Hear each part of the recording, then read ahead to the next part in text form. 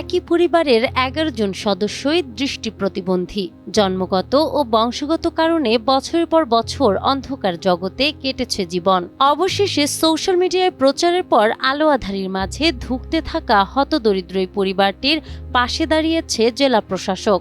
সম্পূর্ণ চিকিৎসা ও পুনর্বাসনের দায়িত্ব নিজ কাঁধে তুলে নিয়ে বদলে দিচ্ছেন তাদের জীবনের গতিপথ।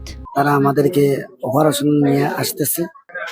আল্লাহ পাকের দয়া উসিলা তারা আল্লাহ পাকের দয়া, আল্লাহ যদি দয়া করেন আল্লাহ আমরা দৃষ্টি শক্তি যদি ফিরিয়ে দিই স্যার রখলে বা আমার ভাই ইনতে অত্যন্ত ক্লান্ত পরিশ্রম করিয়া আমরা এই আঞ্চল হাসপাতাল আনার পর থেকে আমি যে অবস্থা দেখতেছি, তারা অতি ভদ্র, নম্র, সুন্দর ব্যবহার, খাওয়া দাওয়া যতগুলো জিনিস আছে তারা আমাদেরকে দিতেছে এবং বারবার তারা জিজ্ঞাসা করতেছে তোমরা কোনো প্রয়োজন নেই। আমি আমার এই হাসপাতালের সবাইকে কৃতজ্ঞতা জানাই।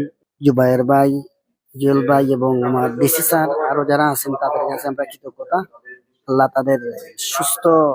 মৌলভীবাজারের রাজনগর উপজেলার কামারচাক ইউনিয়নের ইসলামপুর গ্রামের এই পরিবারটির চরম অভাব অনটনের কারণে এতদিন উন্নত চিকিৎসা করানো সম্ভব হয়নি। দুর্দশার খবর নজরে আসার পরপরই জেলা প্রশাসক তৌহিদুজ্জামান পাভেল সরাসরি পরিবারটির বাড়িতে ছুটে যান। পরে তাদের মৌলভীবাজার বিএনএসবি চক্ষু হাসপাতালে নিয়ে আসা হয়। তিনি নিশ্চিত করেন তাদের উন্নত চিকিৎসা, বিশেষজ্ঞ চিকিৎসক দেখানো, প্রয়োজনীয় অস্ত্রোপচার ও পুনর্বাসনের সব দায়িত্ব নেবে জেলা প্রশাসন। কামারচাক ইউনিয়নের ইসলামপুর যে গ্রামটা আছে সেই গ্রামে একই ফ্যামিলির প্রায় 11 জনের দৃষ্টি শক্তি কম, সে ব্যাপারটা আমাদের পরিলক্ষিত হয়।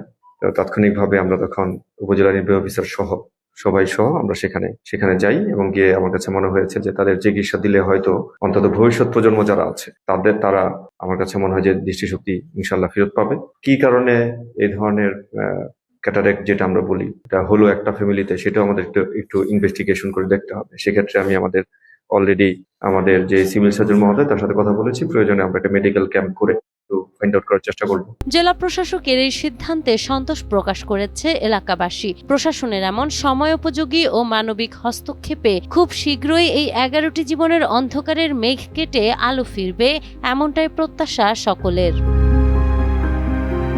নাহার বৃষ্টি, টাইমস টুডে।